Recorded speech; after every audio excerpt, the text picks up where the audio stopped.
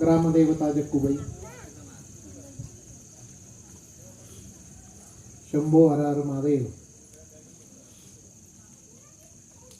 चंद्रेश्वर महास्वामी या सर्वांसमवेत विराजमान असलेल्या मोरयाला वंदन करतो. पुण्यश्लोक छत्रपती शिवाजी महाराज आणि भारत मातेचं स्मरण करतो. आणि यंदाच्या या रामनवमीच्या व्याख्यानमालेतलं प्रतिवर्षी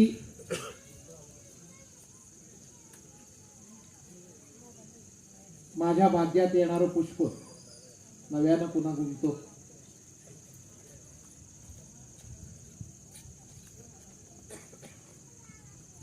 आयुष्यात काय सत्कर्म घडलेला असतं माहित नाही, पण अशा ठिकाणी येण्याचं भाग्यात लिहिलेलं असतं. आणि खरोखर अशी स्थानं फार कमी की जिथं गेल्यावर आपण भाग्यवान आहोत असं आपल्याला वाटावं. आणि अशी माझी अवस्था प्रतिवर्षी चंदूरला येताना होते. तर माझ्यावर ही कृपा आहे की मला 2 बंधू मिळाले आणि आप्पांचा आशीर्वाद मिळाला की कानेटकर सर तुम्ही दरवर्षी इथे, आणि ही कृपा अशीच अबाधित राहो अशी प्रार्थना सर्वप्रथम करतो. यात आणखी एक मोठा लाभ आहे की ज्यांचे कान तयार झालेत असे श्रोते मिळणे. थोडासा विषय जास्त तत्वचिंतनाकडे गेला तरी इथली माणसं कंटाळत नाहीत आणि यांना चांगला ऐकून माहीत आहे. यांच्या चेहऱ्यावर मला दिसत असतं की अरे आपण हे बोलायला हरकत नाही इथं. म्हणून आजचा विषय जो आपल्या समोर निवडला आहे तो रामापासून रामाकडं असा विषय निवडला. कारण गेली 2 वर्ष आपण भेटलो नव्हतो आणि त्या करोना काळात नाशिकच्या मंडळींनी माझ्याकडनं 15 दिवस रामसेवा करून घेतलेली आणि तिचं शीर्षक होतं रामापासून रामाकडे. आणि 15 दिवस मी वाल्मिकी रामायण ऑनलाईन सांगत होतो नित्य. आणि हे मलाही माहित नव्हतं की मी एवढा काळ सांगू शकेन, पण ते एकदा घडणं नशिबात असलं की घडून जातं तसं झालं. मग राजाभाऊंची आमची गाठ पडल्यानंतर रामापासून रामाकडे या शीर्षकावर यंदा घेऊ आणि थोडा वेगळा विषय तुमच्यापाशी मांडणार आहे की मी संपूर्ण रामायण नाही सांगणार. आपला भारत देश हा रामामुळे ओळखला जातो. अयोध्येतल्या राम मंदिराचं तुम्ही पूजन झालेलं परवा टीव्हीवर जोरात बघितलेलं. या अनेक वर्षाची भारताची आकांक्षा पूर्ण होताना दिसते. आमच्याकडे महादेवही रामेश्वर बनून जातो दक्षिणेत. या सर्व देवतांचा एकत्र समुदाय आणि त्यांची शक्ती आमच्या मागे उभी राहते. आणि जगात अनेक देश मिटले तरी हिंदुस्थान मिटत नाही, लढतोय लढतोय लढतोय. हा राम आहे कसा, हा कणाकणात कसा भिनलेला आहे. आणि तो प्रचंड पराक्रम करताना बाहेरचा प्रभू श्रीराम, राजा राम अशा अनेक रूपात, रणकर्कश राम अशा अनेक रूपात प्रगट होत असताना अंतरंगात आत्माराम कसा बनून जातो, हा सुद्धा आपला एक विषय. संपूर्ण जीवनमान आमचं चालू होतं. सकाळी दिवस सुरू होत असताना आम्ही म्हणतो रामप्रहर सुरू झाला. आणि एकमेकाला भेटल्यानंतर हिंदुस्थानची जुनी पद्धत राम राम राम राम ही पद्धत. आता राम राम घातला की तिथनं सुरू. सहज काल या विषयावर बोलत होतो, माझी बरोबर आलेली मंडळी पण ऐकत होती की सध्या हॅलोजन आहेत सगळीकडे. मी इंग्रजी शब्द वापरला नाही, म्हटलं मराठी वापरला, कारण सगळे हॅलो हॅलोच म्हणतात. हॅलो म्हणणारे जण हे हॅलोजनच म्हणायला पाहिजेत. पण तसं नव्हतं. पूर्वी माणसांच्यात आपल्या राम होता आणि म्हणून राम राम म्हणायचो आपण. आणि राम असणं म्हणजेच प्राण असणं हा आपल्याकडे वाक्यप्रचार आहे. की एखादा गलित गात्र झाला की याच्यात काही राम उरला नाही म्हणतात. राम असणं म्हणजे प्राण असणं असं आपल्याकडे बोललं जातं. तर रामाचं संपूर्ण चरित्र जर अभ्यासायचं म्हणलं आणि संपूर्ण पराक्रम अभ्यासायचा म्हणला, रामायण अभ्यासायचं म्हणलं, तर अनेक दृष्टीनं त्याचा अभ्यास करता येतो.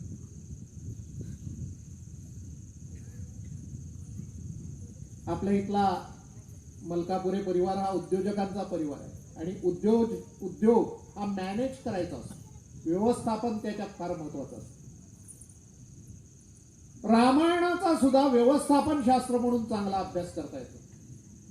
आणि या रामायणात ब्रह्मदेवाचं व्यवस्थापन अभ्यासता येतं. ब्रह्मदेव हा सगळ्या जगाचा निर्माता आहे. विष्णू पालन पोषण करतात आणि रुद्र संहार करतात. अशा आपल्या उत्पत्ती, स्थिती आणि लय अशा 3 पद्धतीनं आपल्या धर्माचा सिद्धांत चालतो. आणि हा सिद्धांत शास्त्रशुद्ध आहे, कारण जगात प्रत्येक व्यक्ती जन्मते, जगते आणि मरते. 3 अवस्थांचे 3 देव आहेत. आणि व्यक्तीच का, प्रजाती सुद्धा. कधी काळी इथं डायनासोर जन्मले, जगले, संपले. 3 अवस्थातनच गेले. या 3 अवस्थांवर पूर्वी आपण विस्तृत बोललोय. आज त्याच्यावर जास्त बोलायला नको. पण या 3 अवस्था या महत्वाच्या आहेत जीवनाच्या आपल्या. आणि या अवस्थेत ब्रह्मदेवानं काही निर्मिती केलेली आणि ती करत असताना सुद्धा तशीच नाही केली बरं. त्याच्या मागं व्यवस्थापन आहे. आणि हे व्यवस्थापन समजून घ्यायचं असलं तर आपल्याला रामायणात थोडा प्रवेश करायला लागेल. मंडळी, माझ्या हातनं आणखी एक सेवा घडली की चुकून कुणीतरी मला म्हणलं की तुम्ही गीत वानरायण लिहा. आणि मी ते वानरायण लिहायचं नाही असं ठरवलं, कारण हे रामायणाचं विडंबन वाटतं. पण 3 दिवसात माझ्या डोक्यात प्रकाश पडला की वानर असलेला बजरंगबली हनुमान हा रामाची सेवा करून देव बनू शकतो. तर रामाला मदत करणाऱ्या वानर सेनेचं वानरायण का नाही होऊ शकत? तुम्ही बघा ना, रामाचं देऊळ गावात एखादं असतं तर हनुमानाची किती असतात? ती कशानं झाली? रामाची सेवा करून. रामाच्या सेवेचं फळ आहे की हनुमानाची मंदिरं रामापेक्षा जास्त. आणि एक मजेदार निरीक्षण सगळे सांगतात की रामाच्या देवळात हनुमान असतोच, पण हनुमानाच्या देवळात राम असला पाहिजे असं कंपल्शन नाही. आणि त्याच्या अंतरंगात तोच आहे, आत्मारामच आहे त्याच्यापाशी दुसरं काही नकोच आहे त्याला. आणि त्यामुळं तो एवढ्या देवत्वाला पोचलेला आहे बजरंगबली. त्याला रुद्राचा अवतारही म्हणतात. हरिहरा भेद करू नका असं तुकाराम महाराजांपासून सगळ्यांनी सांगितलं. त्याचं एकत्रित रूप जर बघायचं असेल तर बजरंगबली की भक्त आहे रामाचा, खरा अवतार आहे रुद्राचा. काय गंमत आहे बघा. आणि असा हा महारुद्र हनुमान हा जन्मला कसा? ही व्याख्यानमाला जी सुरू झाली आहे ती रामनवमी निमित्त असते. रामाचा जन्म चैत्र मास, त्यात शुद्ध नवमी ही स्थिती. चैत्र मासातल्या शुद्ध नवमीला रामजन्म झालेला आहे. मग मी ज्या वेळेला वानरायण लिहायचं चालू केलं गीत या माध्यमातून, त्यावेळेला मला प्रेरणा व्हायला लागली की अरे, रामाच्या जन्माचं गदिमानी सुंदर गीत लिहिलं, ते वानर कसे जन्मले याचं गीत नको. उद्या ठेवलाय, पण आज 2 गाणी गाण्याची मला अनुमती द्या. एक सुरुवातीला या सगळ्यांच्या जन्माचं गाणं सांगतो, कारण जन्माची कथा ऐकण्यासारखी आहे या वानरांच्या, ज्यात ब्रह्मदेवाचं मॅनेजमेंट आपल्याला कळणार आहे. आणि नंतर जसं राम राम न राम प्रहरी सुरुवात होते, तसं गेल्यानंतर सुद्धा आपल्याकडे राम म्हणलाच म्हणतात आणि राम राम म्हणतच सोडतात. यानं राम म्हणला म्हणजे काय? तर अंततो गत्वा मुखात शब्द तोच आला पाहिजे तर जीवन राममय होऊन जातं, हा त्याचा अर्थ आहे. राममय जीवन झालं पाहिजे, तत्वनिष्ठ जीवन झालं पाहिजे. रामानं चारित्र्याचा आदर्श आपल्याला दिलेला आहे. एक पत्नी, एक वचनी, एक बाणी. राम स्वतः अभिमानानं सांगतात, रामो द्वीर ना भाषते. राम 2दा बोलत नाही, म्हणजे एकदाच बोलतो. आणि रघुकुलाची रीतच आहे, प्राण जाई पर वचन न जाई. तिवारींच्या ओळी मी अनेक वेळा तुम्हाला सांगितल्या. एक वेळ गेले शब्द काय ते पुन्हा फिरवावे, प्राणांतिक येवो काळ सत्य ते करून दावावे. भीतीचे नाव कशाला, स्वत्वाचे प्रगट करावे. सत्याचा उज्ज्वल दीप, सत्वाचे निर्मळ रूप, आर्यांची कीर्ती अमुप, ज्या काळी येई बघता एक काळायचं. असं तिवारींनी सांगितलंय, किती अभिमानानं सांगितलंय. हे सगळं रघुकुलावरनं सांगितलं, रामावरनं सांगितलं. मग या रामायणात या सगळ्यांचा जन्म कसा झाला वानरांचा, तर कथा अशी घडली की पुत्रकामेष्ठीचं सत्र चालू झालं दशरथाच्या अश्वमेध यज्ञ. हा मूळ अश्वमेध यज्ञ आहे बरं का. त्यात पुत्रकामेष्ठीचं सत्र नंतर सुरू केलं. आणि त्यावेळेला यज्ञभाग घेण्याकरता सगळे देव एकत्र जमले. आणि सगळे देव एकत्र जमल्यानंतर त्यांना ब्रह्मदेव दिसले. आणि ब्रह्मदेव दिसल्यानंतर सगळेजण शिष्टमंडळ घेऊन जावं तसं ब्रह्मदेवांसमोर गेले आणि म्हणले, रावणाला तुम्ही वर देऊन ठेवले आणि तो मातला. रावणाला तुम्ही प्रचंड वर देऊन ठेवले आणि तो मातलाय. आता त्याच्या बंदोबस्ताचा काहीतरी व्यवस्था करा ना, त्याचा हिशोब तुम्ही काहीतरी करा ना. रावणाविषयी आपल्याकडे भरपूर गैरसमज आहेत बरं का. व्हॉट्सअप रामायण म्हणून नवरामायण असतं, हा त्याच्यावर भरपूर काय काय येतं की रावण अतिशय सज्जन होता, रामच दुष्ट होता. आणि याला आधार शिवभक्तीचा घेतला जातो की राम शिवभक्त होता, म्हणजे लोकांच्या अंतःकरणात एक सहानुभूती निर्माण व्हावी. रावण शिवभक्त होता. रावणाच्या शिवभक्तीचा उल्लेख तुम्ही संपूर्ण रामायण काढलात तर एखाद वेळेला येतो बरं का. हे रामायण न वाचता लिहिलेलं असतं, हे तुम्हाला सांगतो. या कथा नंतर प्रस्तुत झालेल्या आहेत. आणि त्यात असं लिहिलेलं आहे त्या व्हॉट्सअपमध्ये की सीतेला इतके दिवस ठेवलं, खरं त्यांना हातही लावला नाही, एवढा सज्जन होता. आणि हेच रामचंद्रांनी गर्भवती असलेल्या सीतेला संशयानं सोडून दिलं, इतके राम दुष्ट होते. असं व्हॉट्सअपवर लिहून पाठवलं जातं ना, आपण एकमेकाला पाठवत राहतो, कारण आपल्यालाही माहित असतं की रावणानं खरंच सीतेला हात लावला नाहीये, वास्तव आहे. पण याच्या मागची कहाणी माहित आहे का. जेव्हा युद्ध चालू होतं तेव्हा रावणाचा एक मंत्री रावणाला म्हणतो की इतकी माणसं मरायला लागली आहेत आपली, कशाला हा उद्योग चालू ठेवलाय, तुम्ही सीतेवर सरळ बलात्कार करून टाका ना. मग रावण सांगतो की ही गोष्ट मला सुचली नसेल असं तुला वाटतं का. आयुष्यात या गोष्टीत सगळ्यात अनुभवी मी आहे. आणि तुम्ही रामायणातला उत्तरकांडाचा भाग काढून वाचा, त्यानं देशोदेशीच्या कन्या आणून त्याच्या राजमहालात डांबलेल्या आहेत. आणि कुबेर हा त्याचा सावत्र भाऊ आहे रावणाचा. त्याचा पराभव करून त्यानं लंका हिसकावून घेतली. कुबेर नंतर हिमालयात राहायला गेला. कुबेराच्या मुलाचं नाव नलकुबेर म्हणून आहे. त्या नलकुबेरावर एक अप्सरा अनुरक्त होती, ती त्याच्याशी लग्न करणार होती. आणि ती एका संध्याकाळी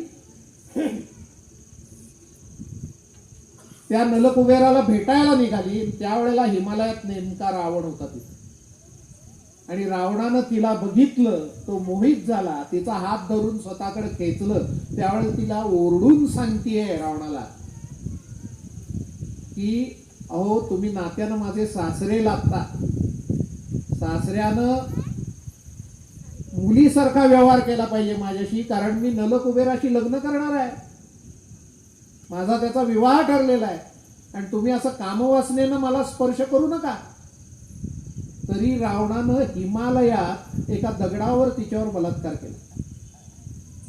आणि त्यावेळेला तिनं रावणाला शाप दिला की यापुढे कामवासनेनं कुठल्या स्त्रीला स्पर्श करशील तर तुझ्या डोक्याचे तुकडे होऊन मरून पडशील. आणि म्हणून तो सीतेला हात लावत असतो. हे रावण स्वतःच्या तोंडानं सांगतो. पण हे बघायला रामायण वाचलं पाहिजे, त्याशिवाय आपल्याला कळणार कसं. मग असा तो मातलाय रावण. आणि त्याच्या बंदोबस्ताचा काहीतरी विचार ब्रह्मदेवा तुम्ही केलाय का हो. कुणी तपश्चर्या केली की आनंदित होऊन जाताना पाहिजे ते वर देऊन टाकता. हा विलोक विजयी झाला, हा पराभूत होत नाही आणि याच्या शक्तीला मर्यादा नाही आहे. आणि याला तुम्ही देवांकडनं राक्षसांकडनं मृत्यू दिलाच नाहीये. काय व्यवस्था केली याच्या मृत्यूची. तेव्हा ब्रह्मदेव म्हणले त्याच कामासाठी आम्ही इकडे आलोय आता. हा. आता स्वतः भगवान विष्णू या दशरथ राजाच्या यज्ञात त्याच्या राण्यांच्या पोटी स्वतःला 4 अंशांनी प्रगट करणार आहे. भगवान विष्णू दशरथाच्या 3 राण्यांच्या पोटी जन्माला येणार आहे, 4 अंशात स्वतःला प्रगट करणार आहे. हा, पण तुम्ही आळशी बनून थांबायचं नाही भारतातल्या लोकांगत की मोदी सगळं करतील म्हणून. अजिबात नाही. तुम्ही सुद्धा तुमचे पुत्र रामाला सहाय्य होण्याकरता जन्माला घालायचे. कुठं घालायचे ते सांगतो. दक्षिणेत किष्किंधेला घालायचे. ही कथा चालली आहे अयोध्येत, उत्तर प्रदेशात. किष्किंधा कर्नाटकात आहे. तिकडे कर्नाटकात किष्किंधेला, त्यावेळेला कर्नाटकाचं नाव नव्हतं, पण तुम्ही दंडकारण्याच्या दक्षिण भागात तुमची मुलं जन्माला घालायची आहेत. आणि ती वानर प्रजातीत जन्माला घालायची. काही अस्वल पण असतील, कारण मी फक्त सांगत नाही, मी स्वतः तसा वागतो. म्हणजे माझ्या जांभईतनं यापूर्वीच एक पुत्र या कार्याला जन्माला आलेला आहे आणि त्याचं नाव जांबवंत असं आहे, आणि तो तुम्हाला सहाय्य करणार आहे. तर तुम्ही ही प्रजा सगळी निर्माण करायची आहे. मग देव, सिद्ध, गंधर्व, ऋषी या सगळ्यांनी ही वानर प्रजा जन्माला घातलेली आहे. म्हणून तुम्हाला लक्षात आलं असेल की हनुमंताचे वडील कोण म्हणल्यानंतर आपण म्हणतो केसरी, आणि म्हणताना हनुमंताला म्हणतो वायुपुत्र. कारण मारुती हे नाव मरुताचा पुत्र म्हणूनच आहे. मरुत म्हणजे वायूच. मग एक वायू आणि दुसरा केसरी, ही काय 2 वडील कसे त्याला?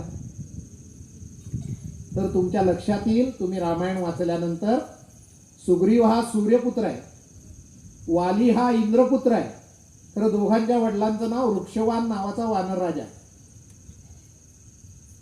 तर क्षेत्रज पुत्र म्हणजे पती पत्नीच्या संगमातनं जे निर्माण झालेलं आहे ते आई वडील आहेत वृक्षवान, वाली सुग्रीवाची आई, आणि हे 2 वाली सुग्रीव जन्माला आलेत एका घरात. तसं अश्विनी कुमारांपासून मैंदान द्विविध निर्माण झालेले. असे प्रत्येक वानर हे कुठल्या तरी देवतेची शक्ती घेऊन जन्माला आलेले आहेत.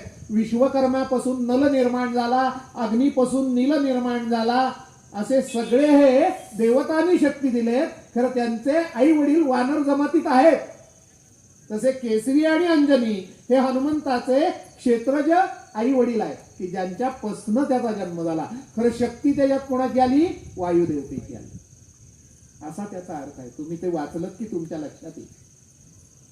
आणि जसं गोवर्धन उचलायला श्रीकृष्णानं सगळ्या गोपांना काठ्या लावायला लावल्या, तशा पद्धतीनं ब्रह्मदेवानी सांगितलं की सगळ्यांनी सहभाग घ्यायचा आहे. आणि मग सगळ्यांनी हे सगळे जन्माला घातलेले आहेत. आणि ती दक्षिणेत किष्किंधेला इच्छावेशधारी वानरांची एक वेगळी जातच निर्माण झाली. हे सामान्य वानर पण आहेत, पण हे सगळे वेगळे. हे बोलू शकतात तुमच्या आमच्यासारखे. हे इच्छावेश धारण करतात. हनुमंतानं रामाला वेगताना पहिल्यांदा मानव पोशाख धारण केला होता. आणि शेवटी सुद्धा अयोध्येत राज्याभिषेकाला आले त्यावेळेला रामचंद्रांनी थोर कौतुक केलंय त्यांचं. 9000 हत्तींवरनं मिरवणूक काढली आहे सगळ्या वानरांची, मला संकटात मदत केली म्हणून. अहो, द्यायला दमडी नव्हती रामापाशी. वनवासी होता, सैन्य पोटावर चालतात. कुठनं पैसे दिले असते, कुठनं पगार भागवले असते, पण तिथं माझ्या मदतीला आले. आणि कुणाविरुद्ध आले? रावणाविरुद्ध आले. त्रिलोक विजयी रावणाच्या सेनेविरुद्ध लढायला आले.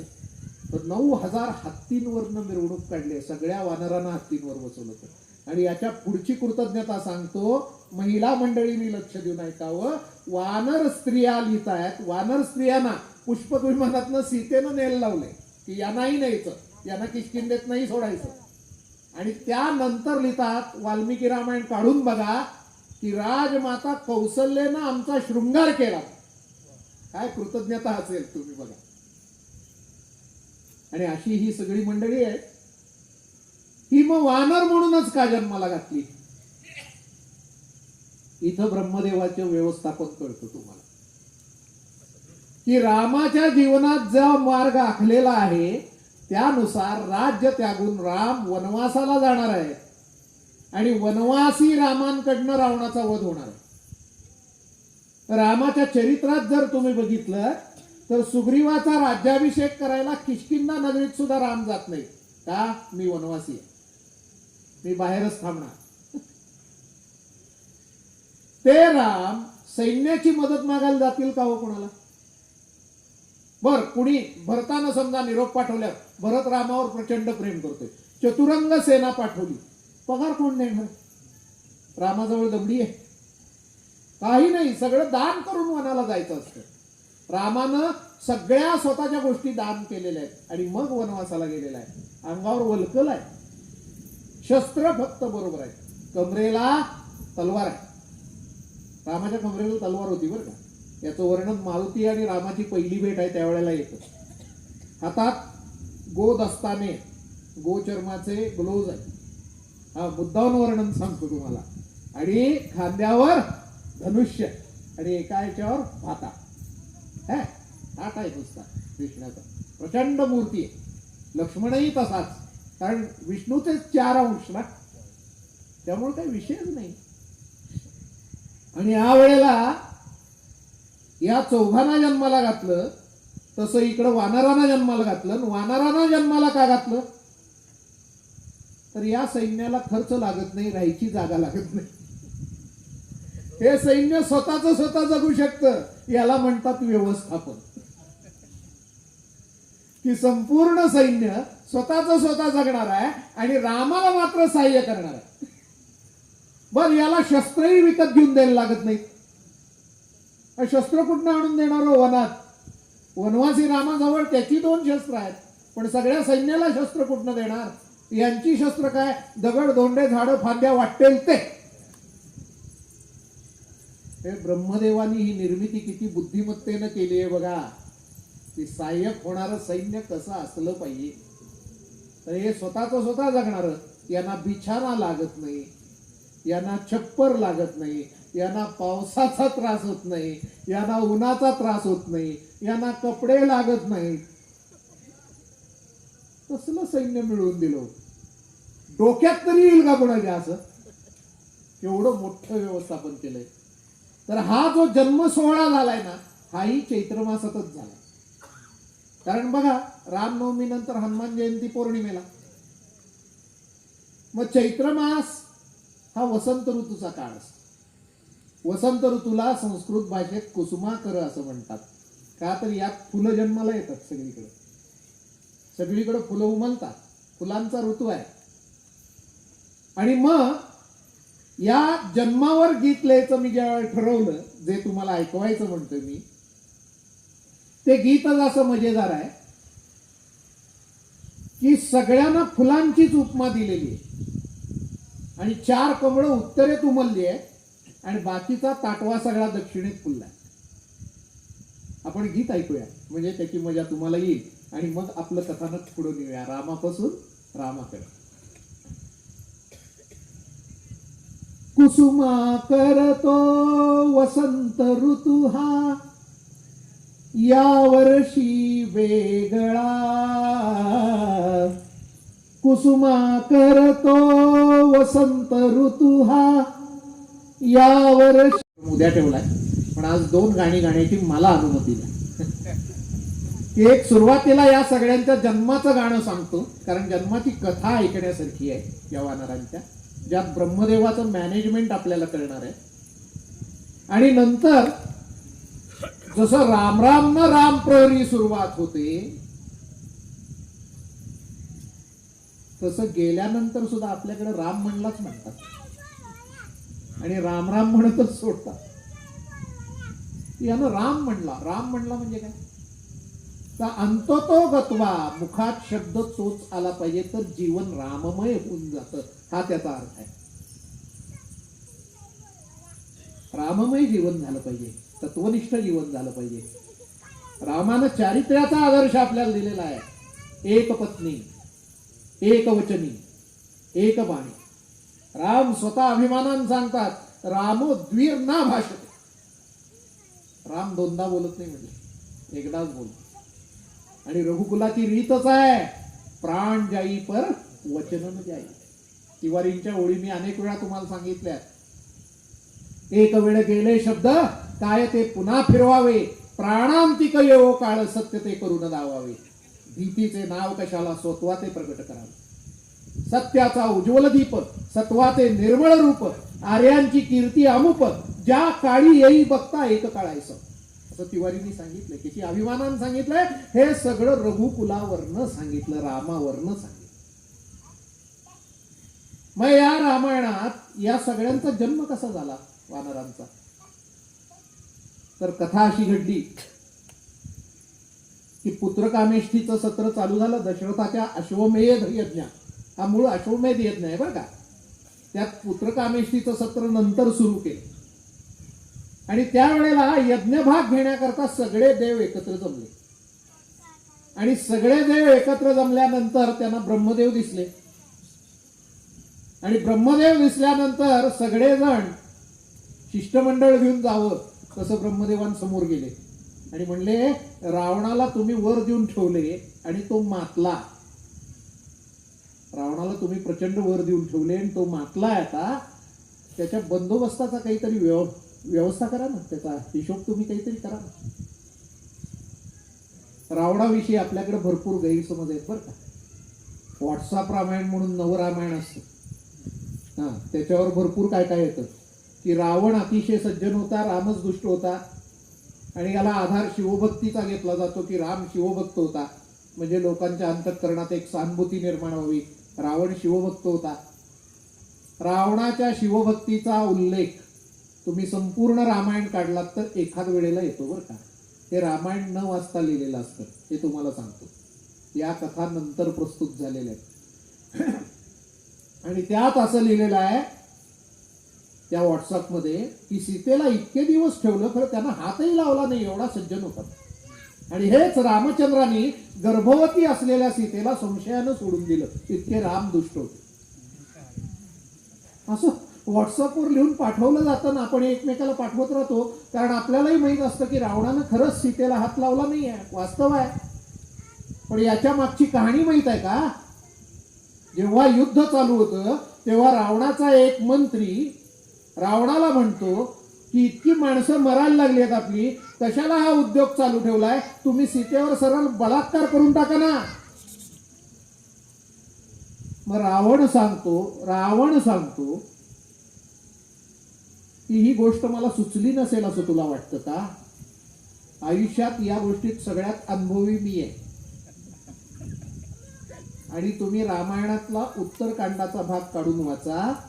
त्यानं देशोदेशीच्या कन्या आणून त्याच्या राजमहालात डांबलेल्या आहेत आणि कुबेर हा त्याचा सावत्र भाऊ आहे रावणाचा. त्याचा पराभव करून त्यानं लंका हिसकावून घेतली. कुबेर नंतर हिमालयात राहायला गेला. कुबेराच्या मुलाचं नाव नलकुबेर म्हणून आहे. त्या नलकुबेरावर एक अप्सरा अनुरक्त होती, ती त्याच्याशी लग्न करणार होती आणि ती एका संध्याकाळी त्या नलकुबेराला भेटायला निघाली. त्यावेळेला हिमालयात नेमका रावण होता तिथे आणि रावणानं तिला बघितलं, तो मोहित झाला, तिचा हात धरून स्वतःकडे खेचलं. त्यावेळेस तिला ओरडून सांगतीये रावणाला की अहो तुम्ही नात्यानं माझे सासरे लागता, सासऱ्यानं मुलीसारखा व्यवहार केला पाहिजे माझ्याशी, कारण मी नलकुबेराशी लग्न करणार आहे, माझा त्याचा विवाह ठरलेला आहे आणि तुम्ही असं कामवासनेनं मला स्पर्श करू नका. तरी रावणानं हिमालयात एका दगडावर तिच्यावर बलात्कार केला आणि त्यावेळेला तिनं रावणाला शाप दिला की यापुढे कामवासनेनं कुठल्या स्त्रीला स्पर्श करशील तर तुझ्या डोक्याचे तुकडे होऊन मरून पडशील. आणि म्हणून तो सीतेला हात लावत असतो. हे रावण स्वतःच्या तोंडानं सांगतो. पण हे बघायला रामायण वाचलं पाहिजे, त्याशिवाय आपल्याला कळणार कसं. मग असा तो मातलाय रावण आणि त्याच्या बंदोबस्ताचा काहीतरी विचार ब्रह्मदेवा तुम्ही केलाय का हो. कुणी तपश्चर्या केली की आनंदित होऊन जाताना पाहिजे ते वर देऊन टाकता. हा विलोक विजयी झाला, हा पराभूत होत नाही आणि याच्या शक्तीला मर्यादा नाही आहे आणि याला तुम्ही देवांकडनं राक्षसांकडनं मृत्यू दिलाच नाहीये. काय व्यवस्था केली याच्या मृत्यूची. तेव्हा ब्रह्मदेव म्हणले त्याच कामासाठी आम्ही इकडे आलोय. हा. आता स्वतः भगवान विष्णू या दशरथ राजाच्या यज्ञात त्याच्या राण्यांच्या पोटी स्वतःला 4 अंशांनी प्रगट करणार आहे. भगवान विष्णू दशरथाच्या 3 राण्यांच्या पोटी जन्माला येणार आहे, 4 अंशात स्वतःला प्रगट करणार आहे. हा, पण तुम्ही आळशी बनून थांबायचं नाही भारतातल्या लोकांगत की मोदी सगळं करतील म्हणून. अजिबात नाही. तुम्ही सुद्धा तुमचे पुत्र रामाला सहाय्य होण्याकरता जन्माला घालायचे. कुठं घालायचे ते सांगतो. दक्षिणेत किष्किंधेला घालायचे. ही कथा चालली आहे अयोध्येत, उत्तर प्रदेशात. किष्किंधा कर्नाटकात आहे.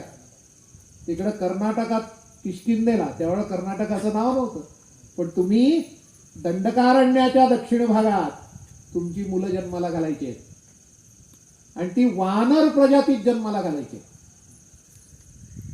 काही अस्वल पण असतील, कारण मी फक्त सांगत नाही, मी स्वतः तसा वागतो. म्हणजे माझ्या जांभईतनं यापूर्वीच एक पुत्र या कार्याला जन्माला आलेला आहे आणि त्याचं नाव जांबवंत असं आहे आणि तो तुम्हाला सहाय्य करणार आहे. तर तुम्ही ही प्रजा सगळी निर्माण करायची आहे. मग देव, सिद्ध, गंधर्व, ऋषी या सगळ्यांनी ही वानर प्रजा जन्माला घातलेली आहे.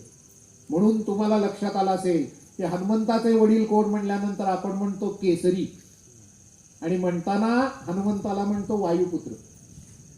कारण मारुती हे नाव मरुताचा पुत्र म्हणूनच आहे. मरुत म्हणजे वायूच. मग एक वायू आणि दुसरा केसरी, ही काय 2 वडील कसे त्याला? तर तुमच्या लक्षात येईल, तुम्ही रामायण वाचल्यानंतर, सुग्रीव हा सूर्यपुत्र आहे, वाली हा इंद्रपुत्र आहे. तर दोघांच्या वडिलांचं नाव वृक्षवान नावाचा वानर राजा आहे. तर क्षेत्रज पुत्र म्हणजे पती पत्नीच्या संगमात्म जे निर्माण झालेलं आहे ते आई वडील आहेत वृक्षवान, वाली सुग्रीवाची आई, आणि हे 2 वाली सुग्रीव जन्माला आलेत एका घरात. तसं अश्विनी कुमारांपासून मैंदान द्विविध निर्माण झालेले. असे प्रत्येक वानर हे कुठल्या तरी देवतेची शक्ती घेऊन जन्माला आलेले आहेत. विश्वकर्मापासून नल निर्माण झाला, अग्नीपासून नील निर्माण झाला, असे सगळे हे देवतांनी शक्ती दिलेत. खरं त्यांचे आई वडील वानर जमातीत आहेत. तसे केसरी आणि अंजनी हे हनुमंताचे क्षेत्रज आई वडील आहेत की ज्यांच्या पासून त्याचा जन्म झाला. खरं शक्ती त्याच्यात कोणाची आली? वायुदेवतेची आली. असा त्याचा अर्थ आहे. तुम्ही ते वाचलत की तुमच्या लक्षात येईल. आणि जसं गोवर्धन उचलायला श्रीकृष्णानं सगळ्या गोपांना काठ्या लावायला लावल्या, तशा पद्धतीनं ब्रह्मदेवाने सांगितलं की सगळ्यांनी सहभाग घ्यायचा आहे. आणि मग सगळ्यांनी हे सगळे जन्माला घातलेले आहेत. आणि ती दक्षिणेत किष्किंधेला इच्छावेशधारी वानरांची एक वेगळी जातच निर्माण झाली. हे सामान्य वानर पण आहेत, पण हे सगळे वेगळे. हे बोलू शकतात तुमच्या आमच्यासारखे. हे इच्छावेश धारण करतात. हनुमंतानं रामाला वेटताना पहिल्यांदा मानव पोशाख धारण केला होता. आणि शेवटी सुद्धा अयोध्येत राज्याभिषेकाला आले त्यावेळेला रामचंद्रांनी थोर कौतुक केलंय त्यांचं. 9000 हत्तींवरनं मिरवणूक काढली आहे सगळ्या वानरांची, मला संकटात मदत केली म्हणून. अहो, द्यायला दमडी नव्हती रामापाशी. वनवासी होता, सैन्य पोटावर चालतात. कुठनं पैसे दिले असते, कुठनं पगार भागवले असते, पण तिथं माझ्या मदतीला आले. आणि कोणाविरुद्ध आले? रावणाविरुद्ध आले. त्रिलोक विजयी रावणाच्या सेनेविरुद्ध लढायला आले. तर 9000 हत्तींवरनं मिरवणूक काढली. सगळ्या वानरांना हत्तींवर बसवलं होतं. आणि याच्या पुढची कृतज्ञता सांगतो, महिला मंडळींनी लक्ष देऊन ऐकावं. वानर स्त्रिया लिहित आहेत. वानर स्त्रियांना पुष्पक विमानातनं सीतेनं नेल लावलंय की यांनाही न्यायचं, यांना किष्किंधेत नाही सोडायचं. आणि त्यानंतर लिहितात, वाल्मिकी रामायण काढून बघा, की राजमाता कौसल्येनं आमचा शृंगार केला. काय कृतज्ञता असेल तुम्ही बघा. आणि अशी ही सगळी मंडळी आहे. ही मग वानर म्हणूनच का जन्माला घातली? इथं ब्रह्मदेवाचं व्यवस्थापन करतो तुम्हाला, की रामाच्या जीवनात जो मार्ग आखलेला आहे त्यानुसार राज्य त्यागून राम वनवासाला जाणार आहे. आणि वनवासी रामांकडनं रावणाचा वध होणार आहे.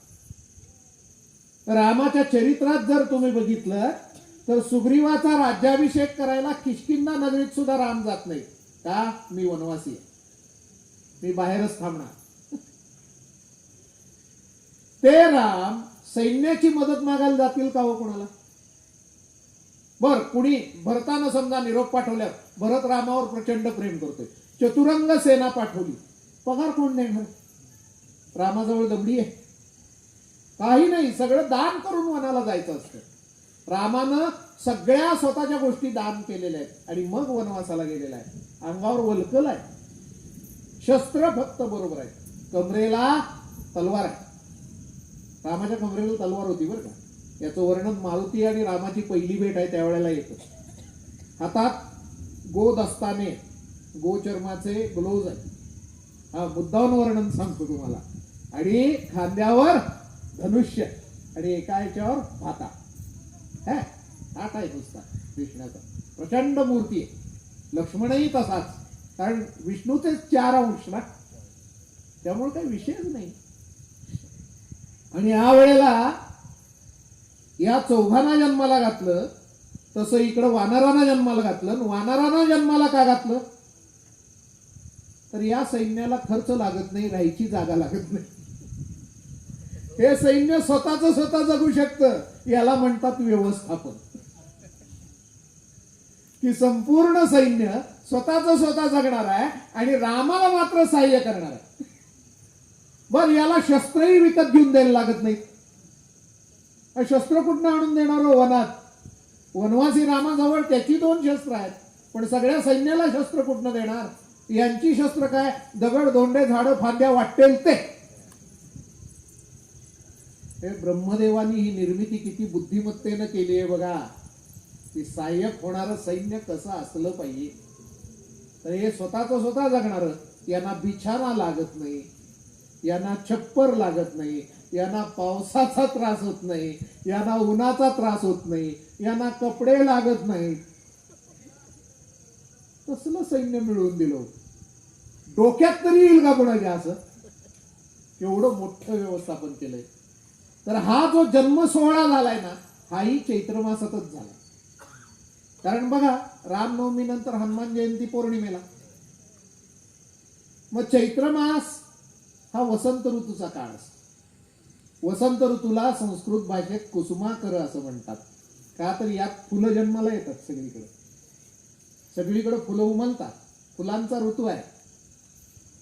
आणि मग या जन्मावर गीत लिहायचं मी ज्यावेळी ठरवलं, जे तुम्हाला ऐकवायचं म्हणतोय मी, ते गीतच असं मजेदार आहे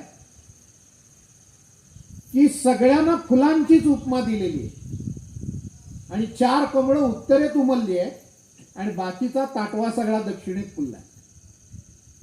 आपण गीत ऐकूया, म्हणजे त्याची मजा तुम्हाला येईल आणि मग आपलं कथानक पुढे नेऊया रामापासून रामाकडे. कुसुमा करतो वसंत ऋतू हा या वर्षी वेगळा. कुसुमा करतो वसंत ऋतू हा या वर्षी वैकुंठीची अयोध्येत उमलली. विष्णू कुठं आले? वैकुंठ लोकातून. 4 कमळे वैकुंठीची अयोध्येत उमलली. उत्तरेतली सुगंध लहरी दक्षिणेत पसरली. उत्तरेतली सुगंध लहरी दक्षिणेत पसरली. अंजनीच्या कुशीत फुलला पहाटेस मोगरा. अंजनीच्या कुशीत फुलला पहाटेस मोगरा. पृथ्वीचेही मंदिर करण्यात देवजन्म सोहळा. पौर्णिमेच्या पाटेला हा मोगरा उमलला. कुठं? अंजनी मातेच्या कुशीत उमलला. पृथ्वीचेही मंदिर करण्यात देवजन्म सोहळा.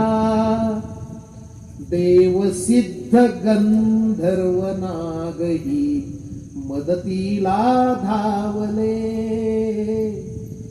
देवसिद्ध गंधर्व नागही मदतीला धावले. त्यांच्या योगे सुमन ताटवे पृथ्वीवर उमलले. त्यांच्या योगे सुमन ताटवे पृथ्वीवर उमलले. भवितव्याचा आशादीपही भवितव्याचा आशादीपही तेजाने उजळला. भवितव्याचा आशादीपही तेजाने उजळला. पृथ्वीचेही मंदिर करण्या देवजन्म सोहळा. पृथ्वीचेही मंदिर करण्या देवजन्म सोहळा. सत्वगुणांच्या सुगंधाने पृथ्वी ही भारली. सज्जनांची हृदय कमळे आनंदे फुलली. युगायुगांतरी क्वचित घडतो असा देव मेळा. युगायुगांतरी क्वचित घडतो असा देव मेळा. पृथ्वीचेही मंदिर करण्या देवजन्म सोहळा. पृथ्वीचेही मंदिर करण्या देवजन्म सोहळा. मंडळी, हा देवजन्म सोहळा हा दक्षिणेत पार पडला, किष्किंधेला पार पडला.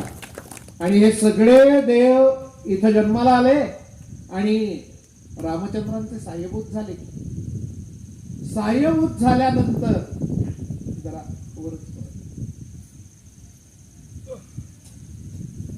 रामायणातल्या अनेक घटना आपल्या समोर उलगडत गेल्या की राम कुठं कसे वागले, कुठं बसले, काय केलं त्यांनी.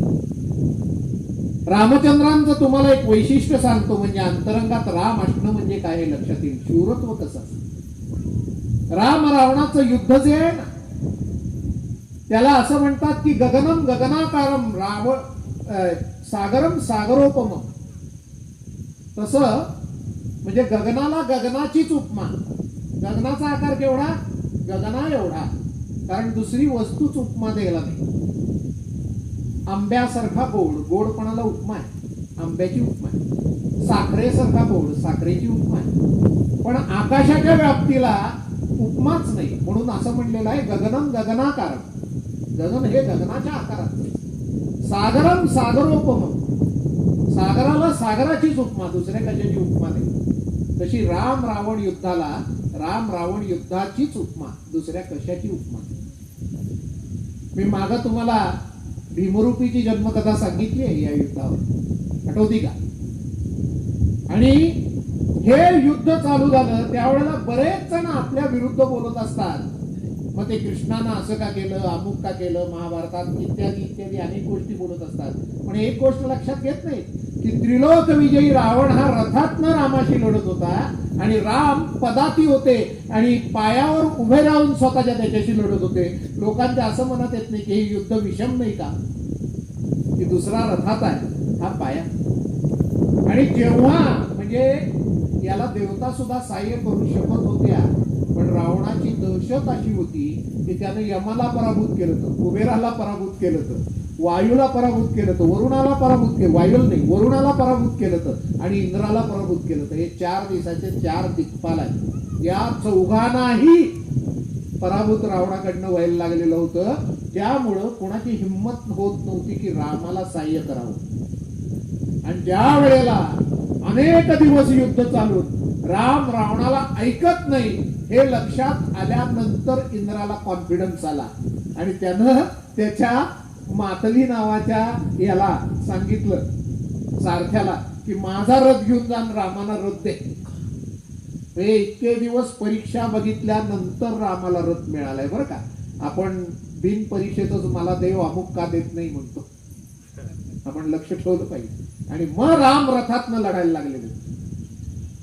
पण या सगळ्या लढाईत राम अंगात असणं म्हणजे काय याचं एक अप्रतिम उदाहरण मला त्या रामायण वाचताना लक्षात आलं की राम जेव्हा रावणाशी युद्ध चालू होतं आणि शेवटचं घनघोर युद्ध चालू होतं त्यावेळेस सगळ्या वानरांना म्हणतात आता तुम्ही जाऊन बसा बाजूला. राम कसा लढतो ते बघा.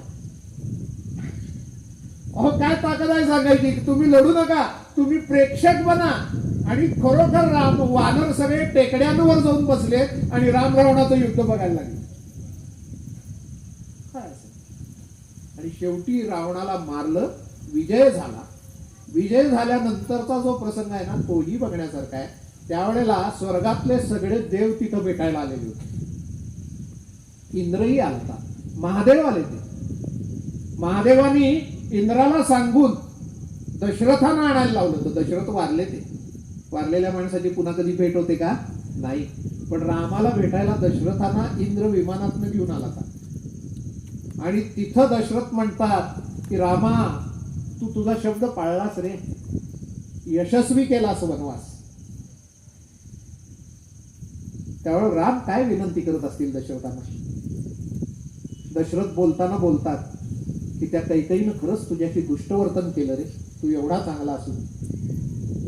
त्यावेळेला राम विनंती करतात महाराज आईवरचा राग आता तरी विसरा. याला म्हणायचं राम, याला म्हणायचं राम की तिथं विनंती आहे 14 वर्ष वनवास भोगला, पत्नी पळवून नेली, किती मनस्ताप झाला असेल मला सांगावं. आपण याचा कधी विचार केला की सीता गेल्यानंतर रामाला मनस्ताप किती झाला असेल. त्याने आपली एवढी प्राणप्रिय पत्नी की जिनं राजवाड्यात राहणं नामंजूर केलं की तुम्ही वनात येणार तर मी पण वनात येणार, आणि तिलाही आपण तिचं रक्षण करू शकलो नाही, केवढा मनस्ताप झाला असेल. रामांच्या रडण्याचं वर्णन आहे बरं का.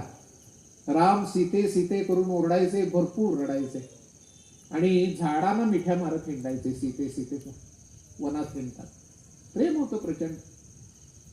त्यावरच तुलसीदासांनी संवाद लिहिला की महादेवी महादेवाला विचारते पार्वती की तुम्ही रामाचं चिंतन करता म्हणून सांगता, आणि ते बघा त्याचं काय चाललंय खाली.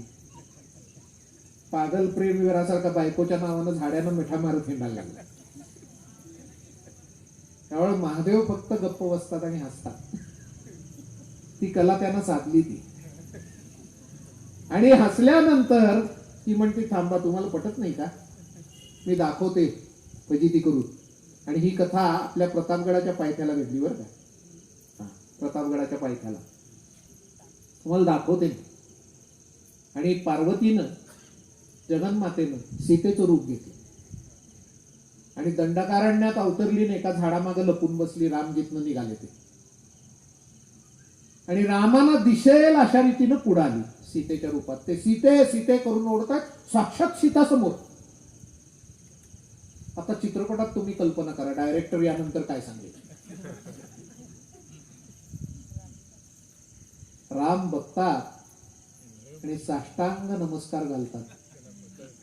माते मुलाची अशी परीक्षा घ्यायची असती का? त्याला म्हणायचं राम. माते मुलाची अशी परीक्षा घ्यायची. त्यावेळेस पार्वती मातेला कळतं आमचे हे तुमचा विचार का करतात मला कळलं. प्रचंड आशीर्वाद देते रामाना. तुमचं उद्दिष्ट पूर्ण होईल. त्रिलोक विजयी राजवा राक्षसाला रावणाला तुम्ही हरवाल. प्रत्यक्ष शक्ती आशीर्वाद देते. त्याचं मंदिर बांधले बरं का तिथं लोकांनी. त्याला राम वरदायिनी मंदिर असं म्हणतात. चिपळूण नाही, राम वरदायिनीचं मंदिर हे मी जे सांगतोय आता कथानं ते प्रतापगडच्या पायथ्याला आहे. आणि प्रतापगडच्या पायथ्याला राम वरदायिनीचं मंदिर निर्माण झालंय. आणि तिथं रामदास स्वामी उभे होते. अफजल खानाची स्वारी यायला लागली ती त्यावेळेला.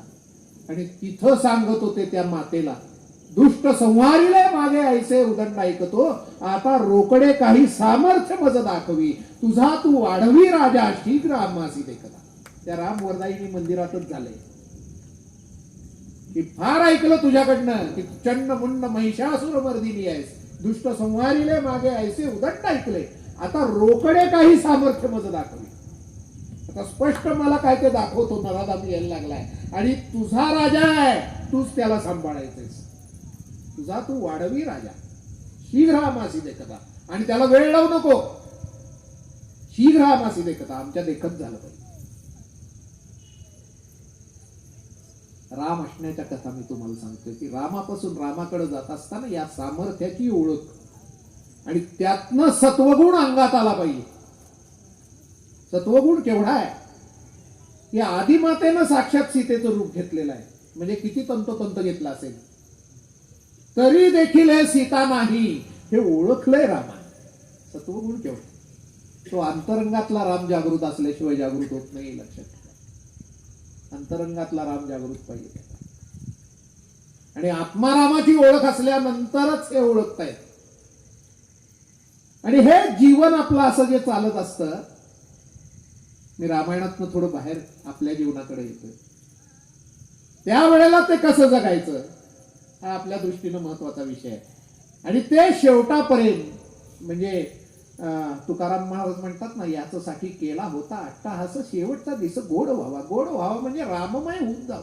ते कसं व्हावं याचं काही चिंतन करता येईल का? आपण जगतो. एका शायरानं म्हणलेलं आहे, माँ के कोख से कब्र का रास्ता दूर तो नहीं.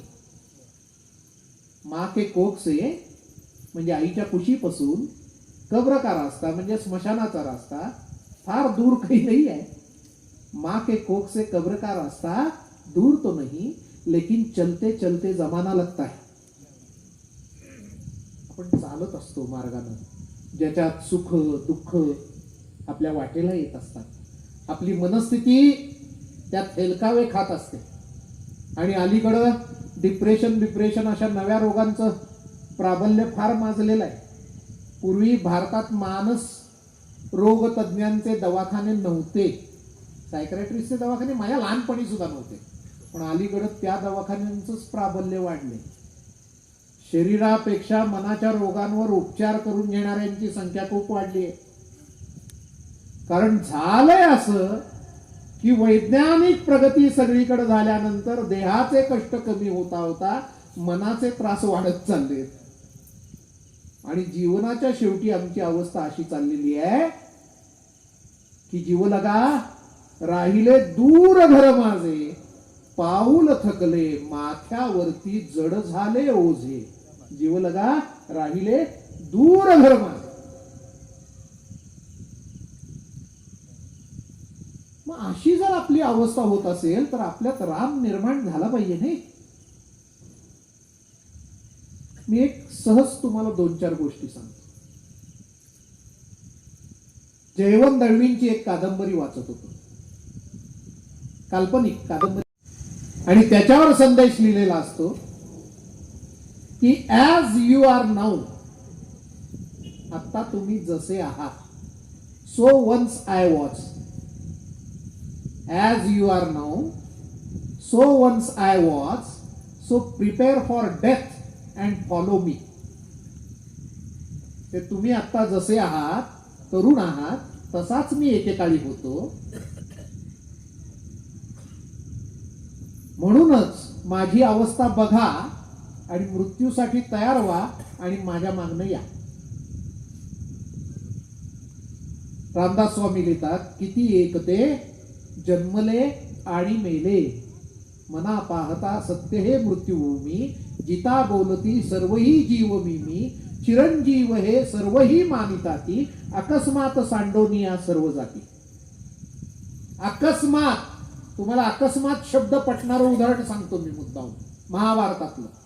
तुम्हाला सगळ्यांना माहित आहे, अश्वत्थामानं द्रौपदीची झोपलेली मुलं मारली म्हणून युद्धाच्या शेवटी. हा प्रसंग एवढा साधा बिधा काही नाही आहे, इतक्या एका ओळीत सांगण्यासारखा. कौरवांकडचे सगळे मारले गेले. कृतवर्मा, कृपाचार्य आणि अश्वत्थामा 3 शिल्लक राहिले. शेवटी दुर्योधनाला सुद्धा तळ्यातनं बाहेर काढून भीमानं मारला. सर्व सैन्य मेले. खरं पांडवांचा जो पहिला सेनापती आहे दृष्टद्युम्न, त्याच्याबरोबर काही जण जिवंत आहेत, अनेक जण जिवंत आहेत, आणि ते शिबिरात आहेत. त्या द्रौपदीची 5 मुलं आहेत. हे वीर सगळे शिल्लक आहेत. आणि दुर्योधनाला कमरेखाली वार करून भीमानं मारलं. एवढंच मारलं नाही तर दुर्योधनाच्या डोक्यावर लाथ सुद्धा घातली तो मरून पडल्यावर. हे नालायकच होतं म्हणून. ते इथपर्यंत भीमाचा संताप हा भीमाचा संताप. 100च्या 100 कौरव भीमानच मारले, म्हणून तर त्याला भीम पराक्रम म्हणतात. हे सगळं केल्यानंतर अश्वत्थामाला प्रचंड संताप आलाय, कारण माझ्या वडिलांना पण यांनी मारलंय आणि सगळ्यांना मारलंय, तर मी याचा बदला घेतल्याशिवाय राहणार नाही. मग काय करणार? तर त्यानं कृपाचार्यांना आणि कृतवर्म्याला सांगितलं की तुम्ही 2 जण माझी पाठराखण करायची. मी पांडवांच्या शिबिरात आज रात्री घुसणार आहे आणि तुम्ही दोघांनी बाहेर उभं राहायचंय, की बाहेरनं कोण येणार नाही बघायचं. आत काय करायचं माझं मी बघतो. तो द्रोणाचार्यांचा पुत्र आहे, त्याच्यापेक्षा अपाट शक्ती आहे. नेमकं त्याच दिवशी संध्याकाळी श्रीकृष्ण त्यांचा मित्र सात्यकी, यादव सेनापतीच आहे, कृतवर्मा आणि सात्यकी 2 सेनापती आहेत. त्यातला सात्यकी कृष्णाबरोबर राहिला आणि कृतवर्मा यादव सैन्याबरोबर कौरवांकडनं लढला. तर सात्यकी 5 पांडव आणि श्रीकृष्ण असे उभे होते आणि कृष्णाने सांगितलं आज आपण शिबिरात जायला नको, आपण अन्यत्र जाऊ. म्हणून तो तिसरीकडे घेऊन गेला या सगळ्या. बघा ईश्वरी योजना कशी असते. आणि अश्वत्थामा ठरल्याप्रमाणे शिबिरात घुसला. त्यानं सगळ्यात पहिल्यांदा बघितला दृष्टद्युम्नाला. सेनापतीच धरायचा म्हणला, आणि तो झोपलेला होता. तो झोपेत मारलेला नाही, त्याला सरळ पाय ओढलं आणि हापटला खाली. दृष्टद्युम्न उठला, दोघांचं युद्ध चालू झालं. ते युद्ध बघून सगळे जागे झाले. असं घडलंय. पण त्यापूर्वी एक घटना घडली. अश्वत्थामा ज्या वेळेला शिबिरात निघाला आणि ती सगळी आत मंडळी झोपलेली होती, तेव्हा जाताना त्याला समोरनं एक प्रचंड दिव्य पुरुष येताना दिसला. म्हणजे त्याचं दिसणं हे माणसातलं नव्हतंच. मुळे महाप्रचंड पुरुष होता. दाण दाण दाण पावलं टाकत समोरनं येतोय. अश्वत्थामाचं अंतःकरण सुद्धा थरकापलं, की जो मारायला म्हणून संतापानं निघालाय त्यानं पटकन धनुष्याला बाण लावायला चालू केलं. सटासट बाण मारले त्या समोरच्या पुरुषावर. सगळे आरपार गेले, त्याच्यात काही फरकच पडला नाही. तो सरळ पुढे आला. अश्वत्थाम्याची पाचावर धारण बसली की हे काय चाललंय, की मी एवढी भारी अस्त्र सोडली, एवढे बाण सोडले, याला काहीच होत नाही. आणि जवळ आल्यावर त्याच्या लक्षात आलं की हे साक्षात महादेव आहे. आणि त्यानं दंडवत घातलं चरणावर, माफ करा मी ओळखलं नाही, मी तुझ्यासाठीच आलोय म्हणजे. आणि त्यांनी एक दिव्य खडगा अश्वत्थामाच्या हातात दिला. तुला जे काम करायचंय ते या खडगानं कर म्हणून सांगितलं. आणि महादेव निघून गेले.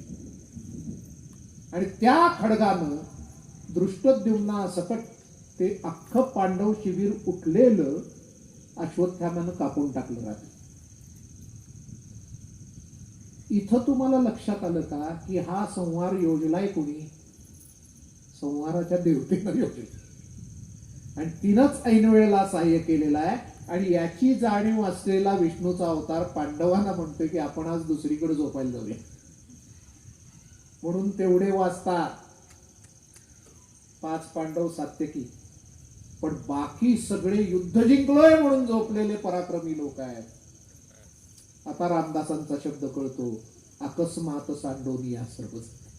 अकस्मात, कोणाला कल्पना पण नाहीये काय असतं विधी. मग अशी जी आपली अवस्था होऊ शकते ती थोडी सन्मानजनक नाही का करता येणार जीवन जगताना?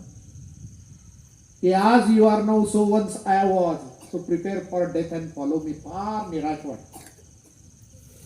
त्याऐवजी आचार्य रजनीशांच्या समाधीवर लिहिलेला आहे तसा संदेश पाहिजे. तिथं काय लिहिलंय? Osho never born, Osho never died. Acharya रजनीशांना ओशो म्हणायचे. जपानी ओशियन शब्दापासून आहे तो, सागर स्वरूप. Osho never born, Osho never died. He visited this planet between so and so. So and so म्हणजे काय? जन्म तारीख आणि मृत्यूची तारीख. He visited this planet. हे कधी जन्मले नाही, हे कधी मेले नाही. यांनी फक्त या पृथ्वीला जन्म आणि मृत्यू या काळामध्ये भेट दिली. मग आपण असे सगळे भेट द्यायला आलेले यात्रेकरू आहोत की नाही? मग जब तुम आए जगत में, जग हसे तुम रोए, ऐसी करणी किए चलो तुम हसो जग रोए. कबीरांनी सांगितली किल्ली. या आत्माराम प्रगट झाल्यावर कसा आहे? तुम्ही जाताना हसत जाल, जग रडायला लागेल. त्यामुळं ही जी संधी मिळाली आहे विजिट करायची, एवढ्यातच जीवनाचं सोनं करायचंय आपल्या आणि जगाच्याही. म्हणून त्याला अंतरंगात राम पाहिजे. आणि हे छोट्या छोट्या गोष्टीतनं करता येतं. हे तर भव्य झालं. सगळ्यांचा आवाका भव्य तर करण्याचा असू शकत नाही. पण जी ए कुलकर्णींनी एके ठिकाणी म्हणलंय, अप्रतिम चिंतन असलेला लेखक आहे. त्याने असं लिहिलंय की त्या द्वारावर, म्हणजे जे परलोकाचं द्वार आहे, स्वर्गाचं दार म्हणा तुम्ही, काही म्हणा, कैलासाचं म्हणा, तिथं जर द्वारपाल असेल, दरवान जर असेल, तर मी आल्यानंतर त्यानं ते दार थोडं अदबीनं उघडावं एवढं कर्तृत्व करून मी निश्चित आलो. उगीच झाला आणि गेला असं नाही आहे. मी काहीतरी करून आले की त्यानं ते दरवाजा थोडा अदबीनं उघडावा, इतकं तरी करता येईल. मग हा राम आपल्या अंगात कसा येईल बरं? छोटस उदाहरण घेऊया तुम्हाला आम्हाला जगण्यासारखं. मग आपल्या विषयाच्या शेवटाकडे आपण येऊ. एक दगडू आहे आणि दुसरा धोंडू आहे. तुमच्या माझ्यासारखीच माणसं आहे. एकाचं नाव या चुकीबद्दल त्यांना शिक्षा देण्यात आली की 10 किलो वजन घ्यायचं डोक्यावर आणि गावापाशी एक टेकडी असते, ती टेकडी चढायची. 10 किलो वजन डोक्यावर घेऊन टेकडी चढली की तुमची शिक्षा संपली. गुन्हा पुसला गेला तुमच्यावरचा. तुम्ही मोकळेपणाने जगू शकता. यातला दगडू जो आहे त्याला रामही कळला नाही आहे, कृष्णही कळला नाही आहे. कृष्णाने काय सांगितलं? योग कर्म सुकौशलम. योग काय असतो? जीवन योग आहे शेवटी. कर्म सुकौशलम, कर्माचं कौशल्य हाच योग आहे. कुठलंही कर्म कौशल्यानं करायचं. कसं करायचं? ब्रह्मदेवाच्या व्यवस्थापनासारखं कौशल्यानं करायचं. की रामाला साह्यभूत कोण लागणार आहेत? तसे लागणार आहेत. डोकं वापरा. तर त्यांनी काय सांगितलं? तो दगडू जो आहे तो त्याच्या अंगात ते नाही आहे, तो निराश आहे. त्याने आजूबाजूला बघितलं, एवढा धोंडा दिसला. त्यानं त्या पंचांना विचारलं, हा 10 किलोचा आहे काय? आहे म्हणले. हा घेऊन चाललं तर चालेल का?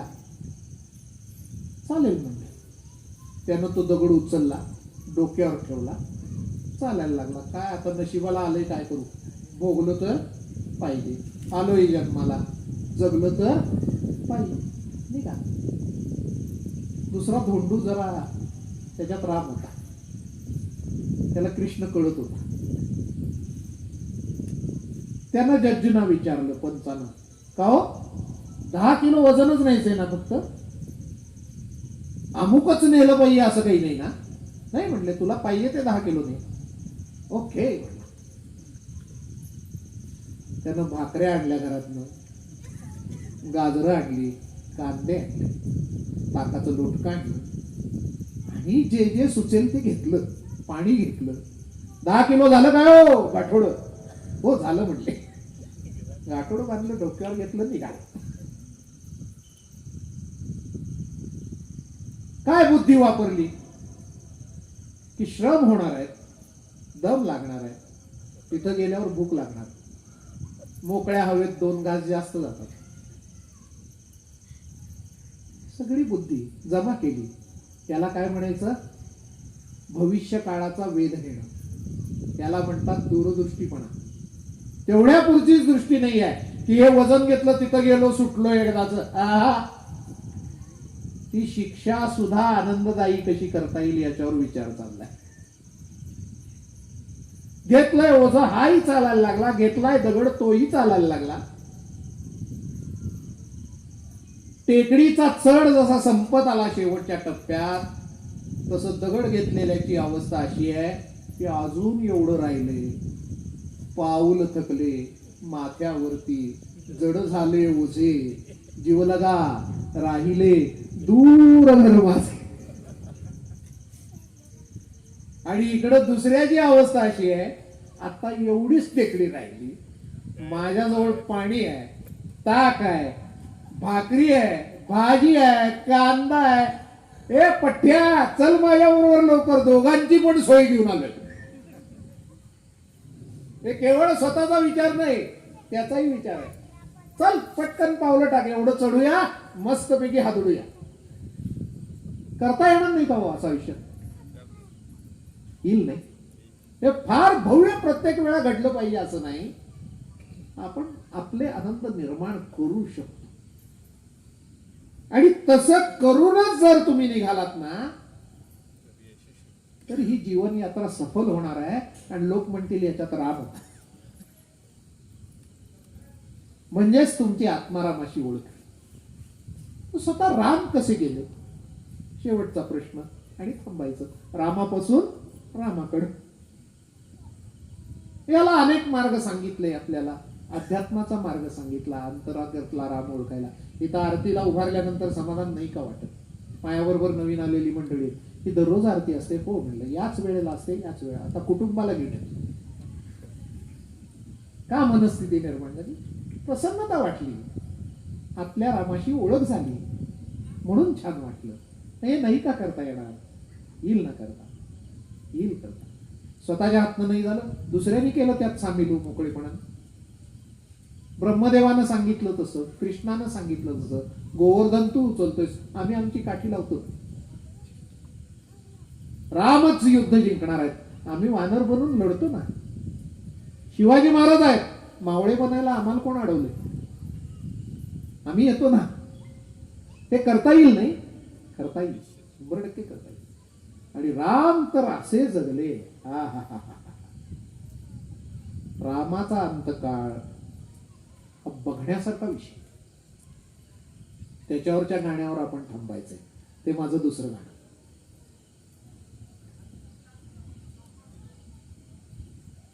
तुम्ही शोले सिनेमातलं गाणं ऐकलंय?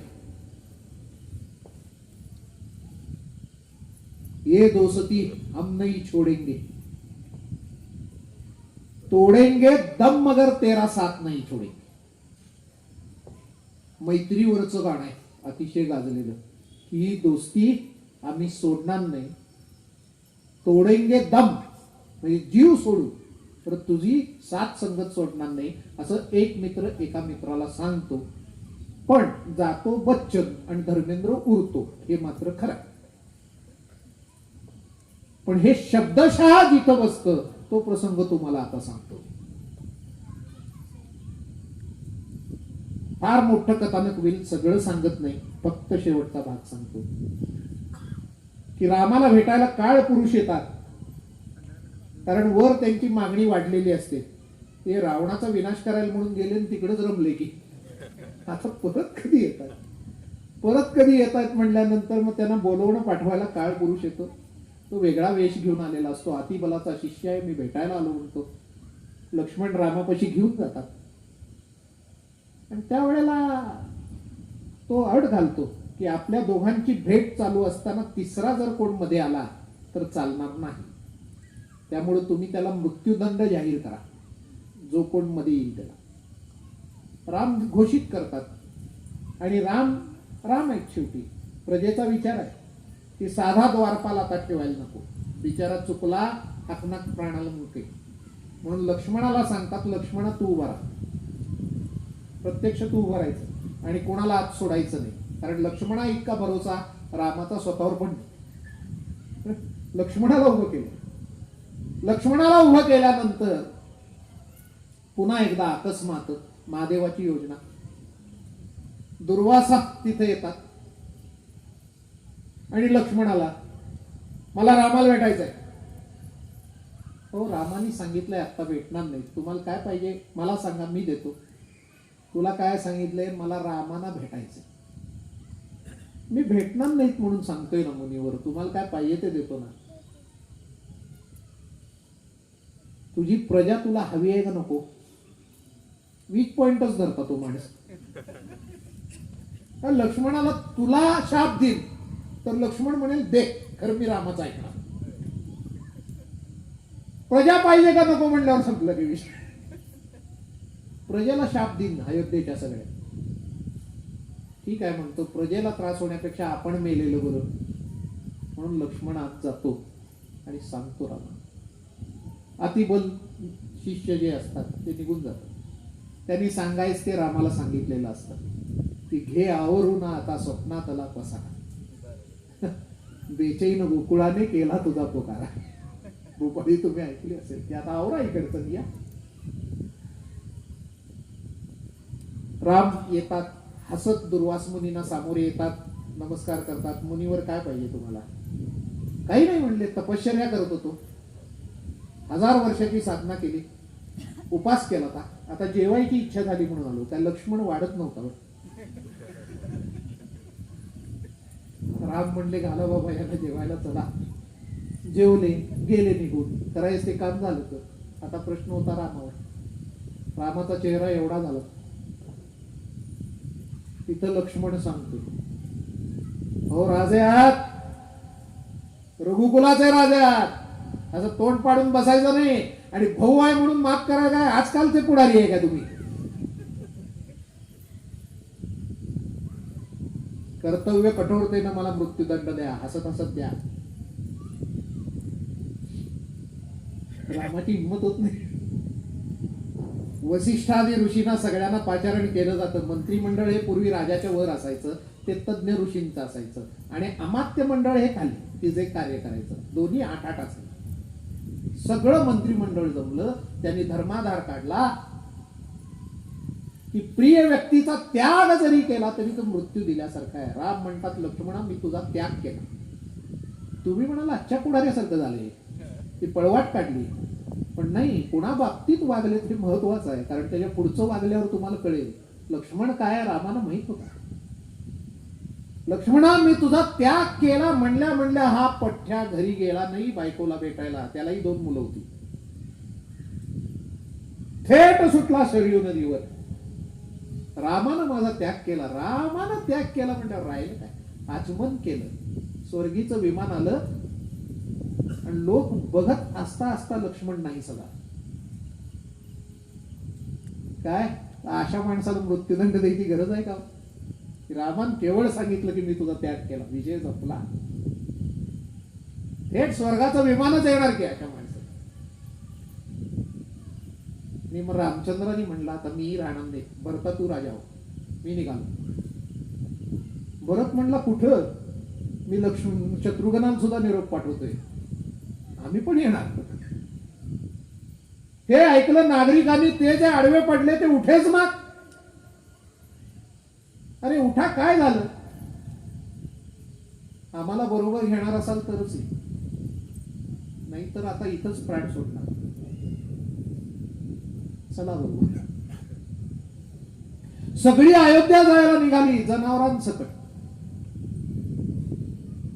पुढं तर वर्णन असं केले, तिर्यक योनी सुद्धा, हे किडे मुंगी सुद्धा त्या रामाच्या यात्रेत सामील. आणि हे सगळं कमी पडलं की काय म्हणून लंकेतनं विभीषण आणि किष्किंधेतले वानर पण आले. आणि सुग्रीव सांगायला लागला की लक्ष्मण गेल्याचे कळल्यानंतर मला पुढे काय होणार आहे कळल्यावर मी तेव्हाच प्रवासाला चालू केलं, म्हणून मी तुमच्यापाशी आलो. कारण भरतानं मला राज्याभिषेकाच्या वेळेला सांगितलं तर की सुग्रीवा एवढी मदत केलीस तू आम्हाला, आता आम्ही 4 भाऊ नाही 5 भाऊ आहोत. मग त्यामुळं तुमचा बंधू या नात्यानं मी येणार. आता मी काय मागं थांबणार नाही. आणि तुम्ही सांगितलं तसं करून आलोय. वालीपुत्र अंगदाला राजा बनवलाय, माझ्या नव्हे. त्यामुळे आता मी तुमच्या बरोबर आलो. अहो तुमच्यामुळेच तर सगळं जीवन बघितलं ना मी. राज्य तुमच्यामुळं मिळालं. धर्म अर्थ काम मोक्ष 4 पुरुषार्थ आहेत. 4ही पुरुषार्थ तुमच्यामुळं मला मिळणार. त्यातला अर्थ काम माझ्या आधीच ओळखीचा होता. धर्म तुमच्यामुळं कळला आणि आता मोक्ष साधायची संधी सोडेन वाटलं. अहो, अग्निसाक्ष मैत्री झाली आहे आपली. मी तुमच्या बरोबर येणार आणि मी एकटा नाही, मी निघालोय कळल्यावर हे सगळे वानर आलेत बघा. सगळे यादव आपसात लढून गेले, तुम्हाला महाभारतात माहित आहे. कारण भगवान निघाले की त्यांचे सगळे जातातच बरं का, कारण ते मागं थांबायचं नाही. ते आहेत मुडदाबी आहे. हे वानर सगळे आले, विभीषण आले. मग रामाने काही जणांना आज्ञा केल्या की हनुमंता तूच सांगितलं तस की राम कथा जवळ आहे तोवर मी राहणार, मी ते ऐकणार, आज असणार इथं कुठेतरी, त्यामुळे तू मागे राहायचेस. अश्विनी कुमाराचे 2 पुत्र महिंदन द्विविध आणि जांबुवंत, हेही 3 राहतील आणि 5वा विभीषण राहील. हे 3 हनुमान आणि 5वा विभीषण. विभीषणा आता हे युग संपेपर्यंत, सगळा काळ संपेपर्यंत तूच राजा. म्हणून विभीषणाला राजा म्हणून घोषित केलं आणि उरलेले सगळे शरयू नदीकडे जायला लागले रामाबरोबर. सुग्रीवाचं जे हे म्हणणं आहे की ते मी तुमच्या समोर गाण्यात सांगतो आणि मग आजच्या संपूर्ण या उपक्रमाला आपण रजा देऊया.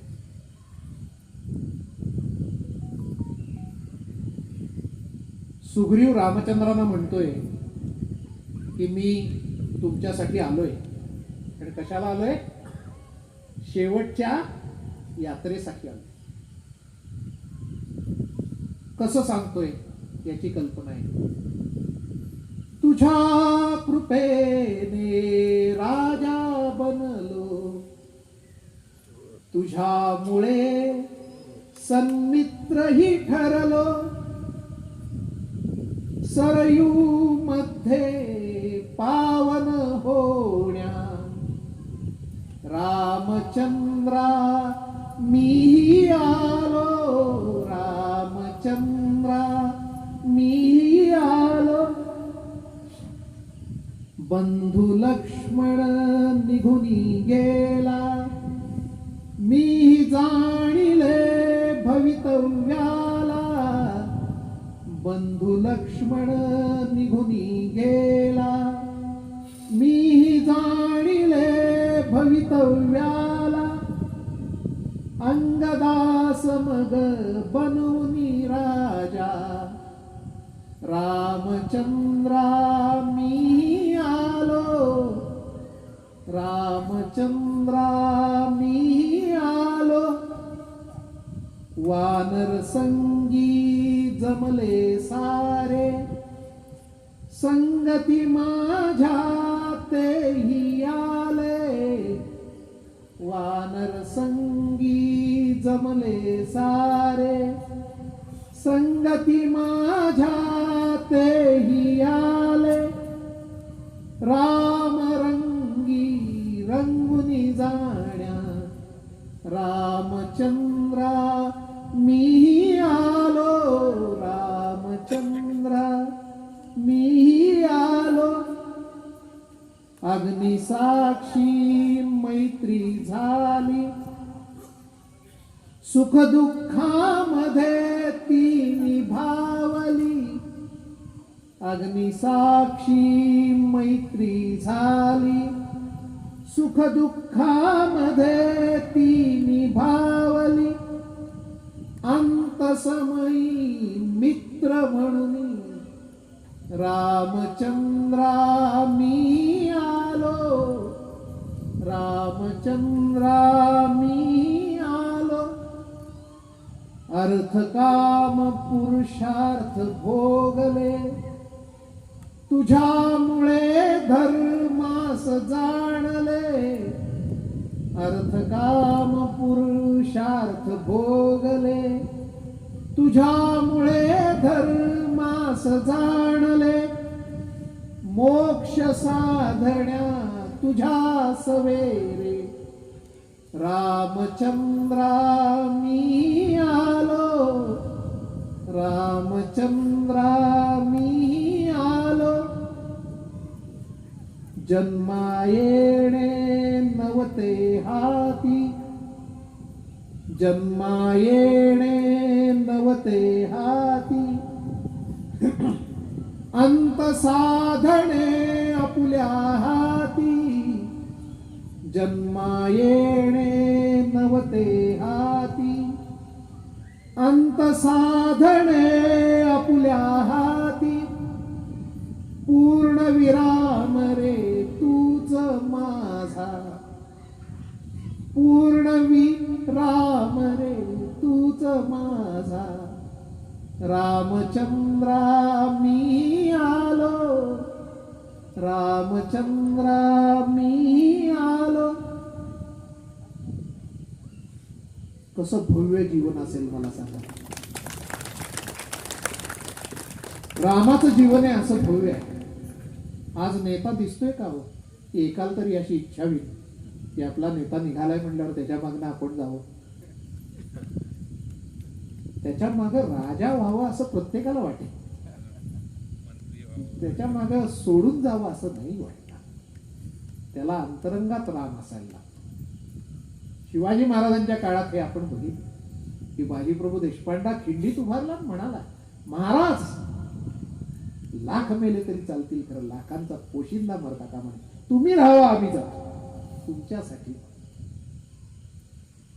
हे अतिशय भव्य तर जीवन आहे आणि या जीवनाला अंत नाही हो. हे आनंदाचं जीवन आहे, हे लक्षात घ्या.